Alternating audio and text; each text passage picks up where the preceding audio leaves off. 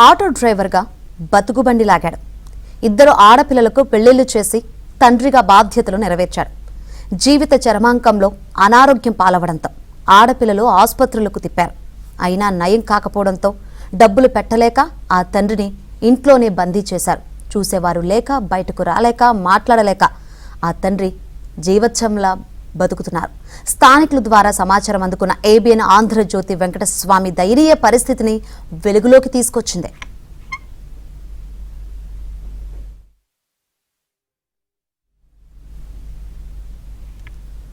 దీనికి సంబంధించి మరింత సమాచారం మా ప్రతినిధి ప్రసాద్ అందిస్తారు.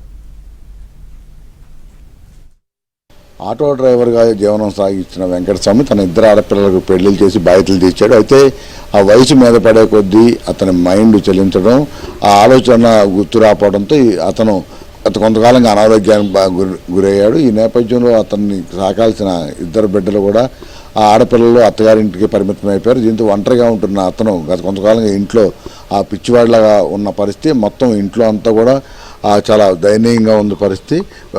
ఇక్కడ విజయవాడ గుణదల ప్రాంతంలో నివాసం ఉన్న వెంకటస్వామికి ఇద్దరు ఆడపిల్లలు. అతను ఆటో డ్రైవర్గా ఉంటూ ఆ మొత్తం కుటుంబాన్ని పోషించాడు.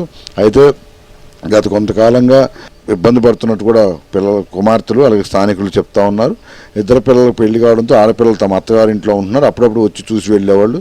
అయితే అతనికి మతి చెల్లించడం, జ్ఞాపక శక్తి కోల్పోవడంతో తరచూ పిచ్చి పిచ్చిగా ప్రవర్తిస్తూ ఉన్నాడు. దీనికి సంబంధించి ఇద్దరు ఆడపిల్లలు కూడా కొంతమందికి చూపించినప్పటికీ కూడా ఆ పూర్తిగా నయం కాకపోవడంతో వారు కూడా ఆర్థిక ఇబ్బందుల నేపథ్యంలో ఇంకా ఖర్చు పెట్టలేమంటూ కూడా చేతులు ఎత్తేశారు. చివరికి తన సొంత ఇల్లే కావడంతో ఇంట్లోనే అతను వదిలేసి బయటికి రాకుండా తాళం వేసి వెళ్ళిపోయారు.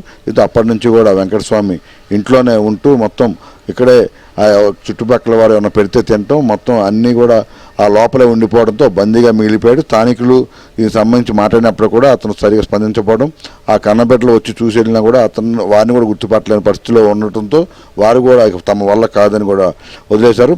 ఇప్పుడు అతనికి ఆరోగ్య పరిస్థితిపై కూడా అందరూ ఆందోళన ఆవేదన వ్యక్తం చేస్తారు. తన ఇంటి దగ్గర కూడా దుర్వాసన రావడం చుట్టుపక్కల వారికి కూడా ఇబ్బందిగా మారుతున్న నేపథ్యంలో ప్రభుత్వం లేదా కార్పొరేషన్ అధికారులు స్పందించాలని కూడా కోరుతూ ఉన్నారు.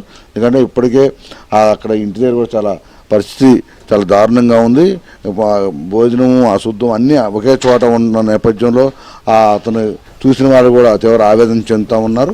ఇక స్థానికులు కూడా రోజు దుర్వాసన రావడంతో అతని పరిస్థితిపై కూడా ఆవేదన, ఆందోళన వ్యక్తం చేస్తున్నారు. దీనికి సంబంధించి ఆడపిల్లలు కూడా తరచూ రాలేకపోవడం, వచ్చినా కూడా పట్టించుకోకపోవడంతో ఇప్పుడు అతని పరిస్థితి ఏంటనేది కూడా ప్రశ్నార్థకంగా మారింది. దీనికి సంబంధించి ప్రభుత్వం కానీ కార్పొరేషన్ అధికారులు కానీ స్పందించి అతన్ని ఆ చికిత్స కోసం ఏమన్నా ఈ ఆసుపత్రిలో జాయిన్ చేయడం కానీ, లేకపోతే మానసిక వైద్యశాలలో కావచ్చు, లేకపోతే వృద్ధాశ్రమంలో కానీ జాయిన్ చేసి అతని ప్రాణం కాపాడాలని అయితే స్థానికులు కోరుతున్న పరిస్థితి. అయితే దీనికి సంబంధించి స్పందించేందుకు కుమార్తెలు కావచ్చు, బంధువులు కూడా నిరాకరిస్తున్న పరిస్థితి. ఏదైనా కూడా వెంకటస్వామి దయనీయ పరిస్థితి చూసి అందరూ కూడా కలిసివేస్తుందని కూడా చెప్తా ఉన్నారు. అయినప్పుడు కూడా తామేమి చేయలేకపోతామని చెప్తున్నారు. ప్రస్తుత పరిస్థితుల్లో వెంకటస్వామి ప్రాణాలు కాపాడే బాధ్యత ప్రభుత్వం లేదా అధికారులు తీసుకోవాలని కూడా వీరు కోరుతున్నారు. ఇప్పుడు నెక్స్ట్ విలియమ్స్తో వరప్రసాద్, ఏబిఎన్ ఆంధ్రజ్యోతి, విజయవాడ గుణదల ప్రాంతం.